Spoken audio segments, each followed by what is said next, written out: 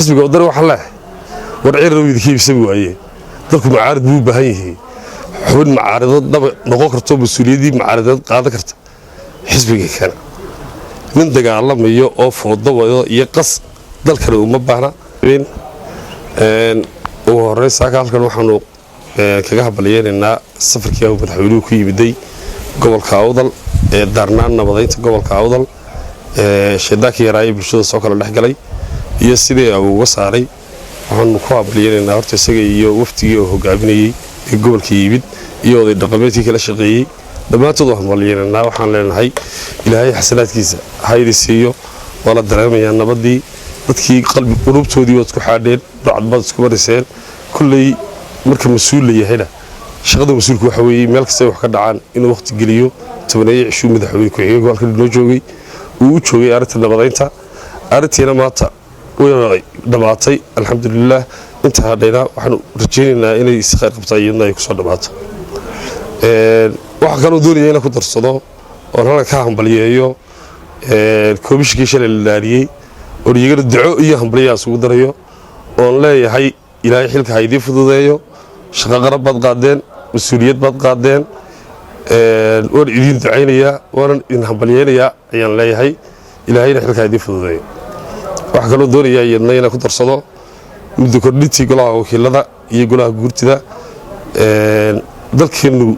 waad arkayseen muddo 2 sano ah waxa aynu ka dhamaan weynay yowtan special xisbiga wadaniga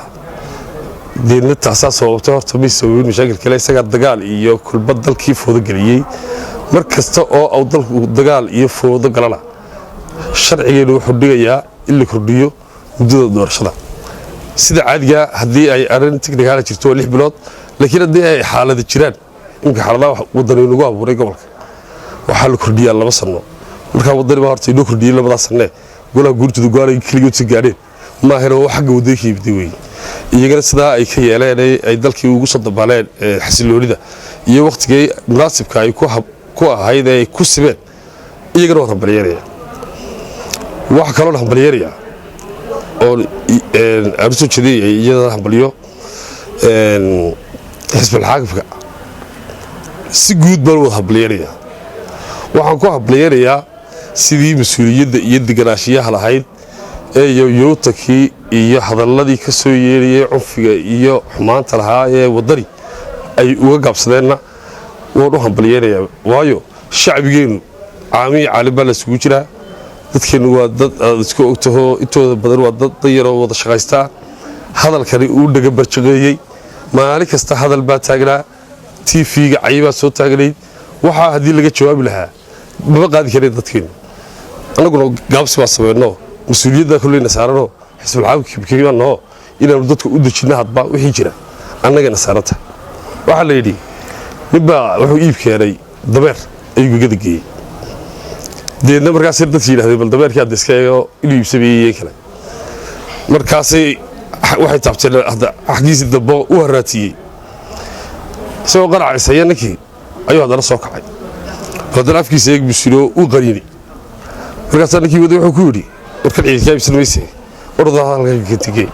xisbiga wadani waxa leh warcir rawid kiibsan waaye dalku macaarid buu baahan yahay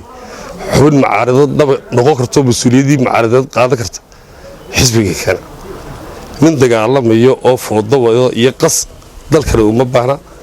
maanta waxa luuqadeenu inay ahaato hal hadaf oo ah dal madax bannaan baynu nahay اعتراف ونهذه الله معارض اعتراف الراديو ما هينو معارض بالشدة يفهم يرتون نود اللي ما هينو معارض عيتبيان هينا عيد نفس ذي الروا اللي جونا سي هاي